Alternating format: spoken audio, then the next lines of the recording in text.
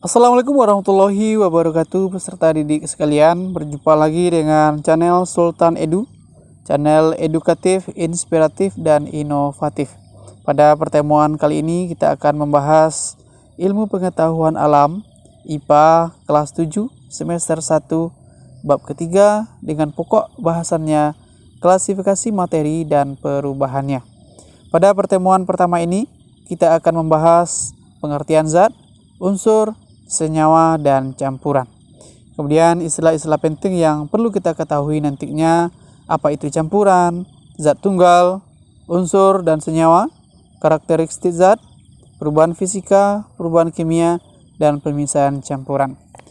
Baik, sebelum kita lanjut, jangan lupa di like, komen, subscribe, dan share channel Sultan Edu ini supaya peserta didik sekalian akan mendapatkan video-video terbaru dari channel Sultan Edu. Peta konsep untuk klasifikasi materi dan perubahannya.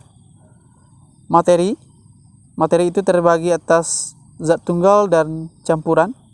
Kemudian zat tunggal itu terdiri atas unsur dan senyawa. Kemudian campuran terdiri atas campuran heterogen dan homogen. Kemudian campuran heterogen itu berupa kolloid dan suspensi.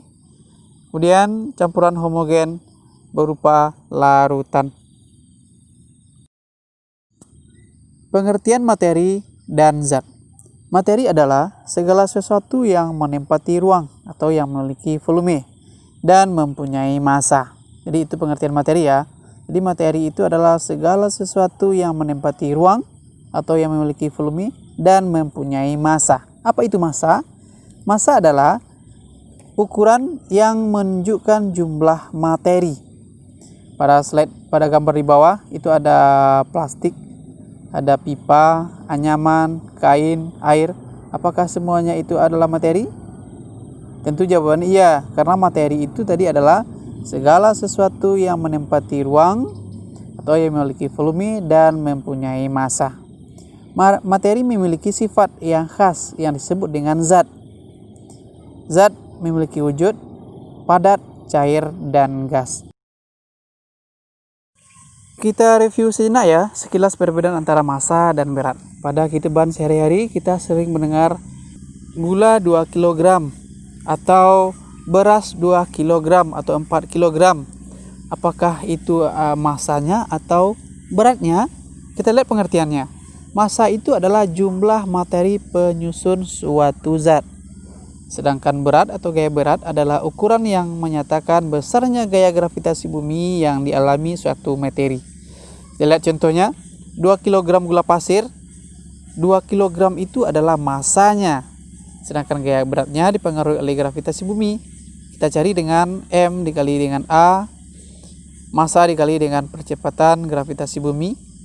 2 kg dikali dengan 10 meter per second kuadrat, hasilnya 20 kg kali meter per second kuadrat, artinya itu sama dengan 20 Newton. Jadi berbeda ya antara massa dan berat. Klasifikasi materi dan zat. Para ilmuwan mengklasifikasikan materi atau zat agar lebih mudah dipelajari dan disusun secara sistematis. Langkah-langkah dalam pengklasifikasian materi adalah sebagai berikut. Yang pertama, mengamati karakteristik benda tersebut. Yang kedua, mencatat persamaan dan perbedaan sifat benda masing-masing. Yang ketiga, memasukkan benda-benda yang memiliki persamaan sifat ke dalam satu kelompok. Yang keempat, memberi nama yang sesuai pada setiap kelompok benda tersebut. Maka, materi atau zat itu dapat dikelompokkan menjadi zat padat, cair, dan gas. Jadi itu cara kita untuk mengklasifikasikan materi ya. Ada langkah-langkahnya sehingga kita ketahui dia terkelompokkan zat padatkah, zat cair atau gas. Perbedaan zat padat, cair, dan gas. Kita lihat dulu ya perbedaan zat padat. Zat padat itu mempunyai bentuk volume tertentu, sedangkan zat cair mempunyai volume tertentu tetapi tidak mempunyai bentuk yang tetap, bergantung pada media yang digunakannya. Sedangkan gas tidak mempunyai volume dan bentuk yang tertentu. Kemudian kita lihat jarak antar partikelnya. Zat padat memiliki jarak antar partikel zatnya sangat rapat, sedangkan zat cair, jarak antar partikel zat cair lebih renggang. Gas, jarak antar partikel gas sangat renggang. Jadi itu perbedaan ya. Pada zat padat jarak antar partikelnya itu sangat rapat, zat cair itu lebih renggang, sedangkan gas sangat renggang.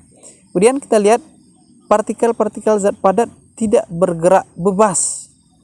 Zat cair, partikel-partikel zat cair dapat bergerak bebas namun terbatas. Gas, partikel-partikel gas dapat bergerak sangat bebas. Ya, jadi ini ilustrasi di bawahnya, ilustrasi susunan partikel dari zat padat, cair, dan gas.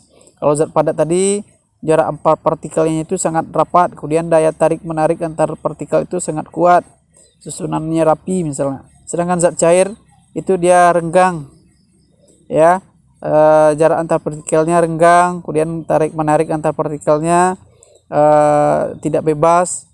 Sedangkan gas itu partikelnya bergerak sangat bebas atau jarak antar partikelnya sangat renggang. Ini adalah ilustrasi dari susunan atau perbedaan partikel zat padat, cair, dan gas.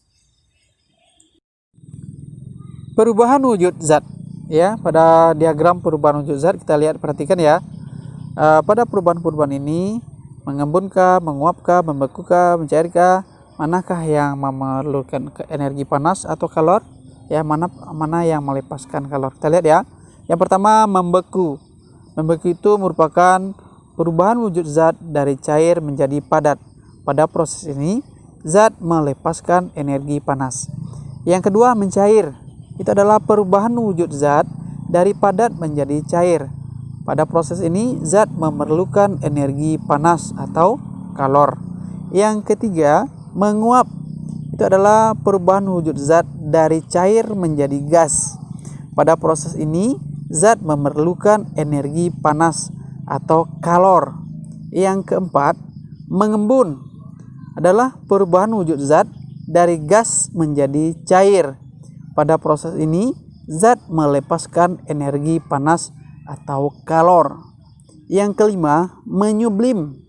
Itu adalah perubahan wujud zat dari padat menjadi gas. Pada proses ini, zat memerlukan energi panas. Yang keenam, mengkristal. Adalah perubahan wujud zat dari gas menjadi padat. Pada proses ini, zat melepaskan energi panas atau kalor. Jadi, itu perubahan-perubahan wujud zat ya. Ada yang melepaskan kalor atau panas, ada yang memerlukan kalor atau panas untuk berubah wujud dari ke wujud lainnya. Jadi zat itu hanya bisa berubah dari suatu wujud ke wujud lainnya, ya. Ada yang membutuhkan kalor, ada yang melepaskan kalor atau panas. Unsur, senyawa, dan campuran. Yang pertama kita lihat dulu unsur. Pada gambar itu ada kubah masjid, ya, yang berupa emas, kemudian ada monas, ada emasnya di atasnya. Kemudian ada emas batangan, kemudian ada karbon ya. Apakah ketiga gambar ini termasuk unsurkah? Kita lihat dulu pengertiannya ya. Unsur merupakan zat tunggal yang tidak dapat diuraikan lagi menjadi zat yang lebih sederhana dengan proses kimia biasa. Jadi itu pengertian unsurnya. Untuk bahasa kitanya itu adalah unsur zat tunggal yang tidak dapat dibagi menjadi zat-zat yang lainnya. A. Unsur logam. Ciri-cirinya, yang pertama mengkilap, yang kedua dapat direntang menjadi kawat atau dapat ditempa menjadi lempengan, yang ketiga bersifat konduktor atau pengantar listrik dan panas yang baik, yang keempat pada suhu kamar berwujud padat kecuali raksa, cesium, francium, dan gallium berupa wujud cair. Jadi itu ciri-ciri unsur logam ya. Jadi unsur itu ada dua, unsur logam dan unsur non logam. Contoh unsur logam. Ini ada beberapa contoh unsur logam. Ada nama latinnya, nama Indonesianya, lambangnya. Aluminium ya, lambangnya dengan Al. Aurum atau emas, lambangnya Au. Argentum, perak, lambangnya Ag. Kalsium, Ca.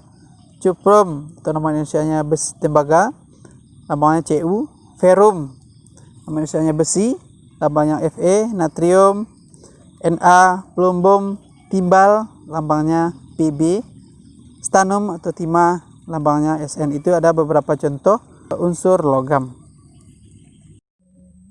Unsur non logam, ciri-cirinya pada suhu kamar umumnya berwujud gas, namun ada pula yang berwujud cair dan padat. Yang kedua, bersifat isolator, artinya tidak dapat menghantarkan arus listrik dan panas kecuali karbon. Yang ketiga, umumnya tidak dapat mengkilap. Jadi itu ciri-ciri unsur non logam ya. Selanjutnya contoh unsur non logam. Ada 5 buah contoh yang ditampilkan. Nama Latin, nama Indonesia dan lambangnya. Oksigen, hidrogen, karbon, sulfur atau belerang, fosfor. Yang C, unsur metaloid. Ciri-cirinya, yang pertama lebih rapuh dari logam, tetapi kurang rapuh dibandingkan non-logam. Yang kedua, bersifat semikonduktor. Yang ketiga, beberapa metaloid berkilau seperti logam. Contohnya unsur metaloid itu boron, silikon, germanium, arsen, dan antimon. Simbol unsur yang saat ini digunakan secara internasional adalah simbol unsur yang diusulkan oleh John Jacob Berzelius. Dia adalah pemberi nama-nama unsur ya. Adapun tata cara pemberian nama unsur dan lambangnya menurut Berzelius itu adalah yang pertama, setiap unsur dilambangkan dengan satu huruf, yaitu huruf awal dari nama latinnya. Yang kedua, huruf awal ditulis dengan huruf kapital atau huruf besar. Yang ketiga, untuk unsur yang memiliki huruf awalan sama, diberikan nama satu huruf kecil dari nama unsur tersebut. Contoh karbon, nama latinnya karbon, dilambangkan dengan C besar. Kemudian kalsium, nama latinnya calcium, kebacaannya dilambangkan dengan Ca. Dia ada sama huruf awalannya ya. Itu adalah ciri yang ketiga tadi, apabila nama awalnya sama maka diambil dari huruf keduanya tapi huruf kecil.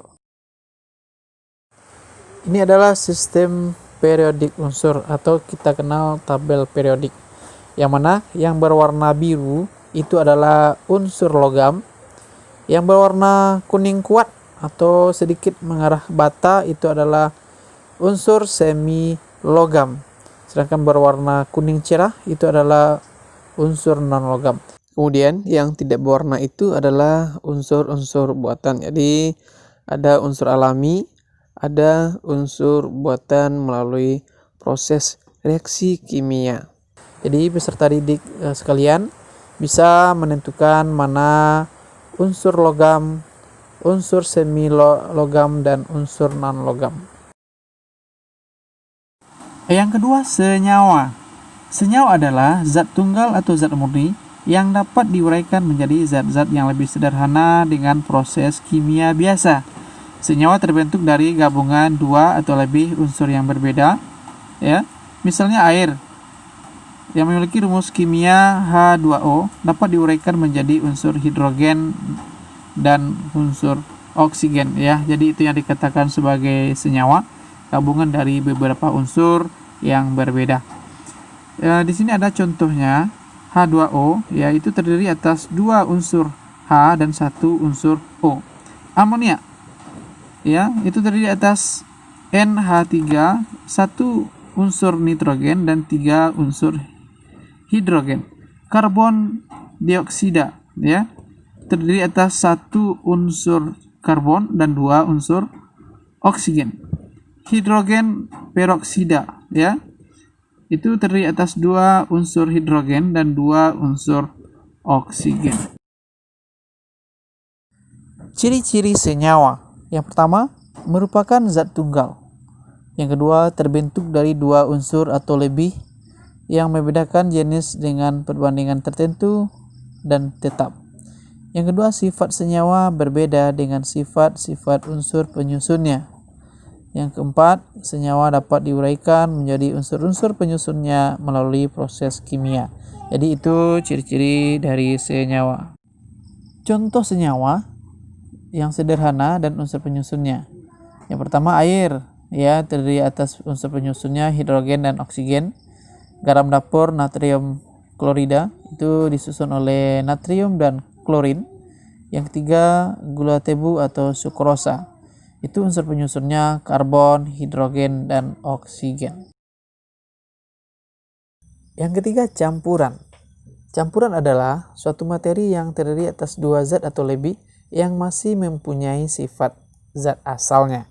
Jadi, campuran itu dia antara zat-zat yang tercampur kita masih bisa membedakannya. Campuran terbagi atas 2, yaitu campuran homogen dan campuran heterogen. Yang A-nya kita lihat dulu, campuran homogen. Campuran homogen adalah campuran yang tidak dapat dibedakan zat-zat yang tercampur di dalamnya. Jadi kita tidak bisa membedakan zat-zat yang tercampur di dalam campuran homogen tersebut. Campuran homogen membentuk larutan. Contoh, gula ditambah dengan air itu menghasilkan larutan gula. Ya, kita tidak bisa membedakan mana yang gula, ya, dan air, ya, sehingga gulanya larut di dalam air. Yang kedua, garam dan air membentuk larutan garam. Kita tidak bisa membedakan mana garamnya, ya. Yang kita rasakan hanya rasa asinnya saja. Jadi, campuran homogen itu adalah campuran yang tidak bisa kita bedakan zat-zat yang tercampur di dalamnya. Ini adalah ilustrasi campuran homogen yang membentuk larutan. Ada zat terlarut, ada pelarut, sehingga menghasilkan larutan. Kita contohkan zat terlarut itu adalah gula. Kita masukkan ke dalam pelarutnya air, ya, sehingga dia membentuk larutan gula, ya. Partikel zat yang terlarut itu tidak dapat terlihat, sehingga tidak dapat dibedakan dengan pelarutnya. Artinya, zat-zat yang terlarut itu menyatu dengan pelarutnya. B. Campuran heterogen. Campuran heterogen adalah campuran yang zat-zat yang tercampur di dalamnya masih dapat kita bedakan. Contoh, campuran pasir dengan air. Ya, kita masih bisa membedakan ini pasir, ini air. Contoh yang kedua, campuran semen, pasir, dan kerikil. Ya, kita bisa membedakan ini yang semen, ini yang pasir, ini yang kerikil. Kemudian minyak dengan air, ya, masih bisa kita bedakan antara minyak dengan air. Itu yang dikatakan sebagai campuran heterogen. Campuran yang zat-zat yang tercampur di dalamnya masih dapat kita bedakan. Ini adalah tabel perbedaan unsur senyawa dan campuran. Untuk unsur, yang pertama zat tunggal, yang kedua tidak dapat diuraikan, yang ketiga terdiri atas 1 jenis atom. Senyawa, yang pertama zat tunggal, yang kedua dapat diuraikan, yang ketiga tersusun atas 2 jenis atom atau lebih, yang keempat perbandingan massa zat penyusunnya tetap. Kemudian campuran, ya, yang pertama bersifat campuran, yang kedua dapat diuraikan, yang ketiga tersusun atas 2 jenis atom atau molekul atau lebih, yang keempat perbandingan massa zat penyusunnya tidak tetap.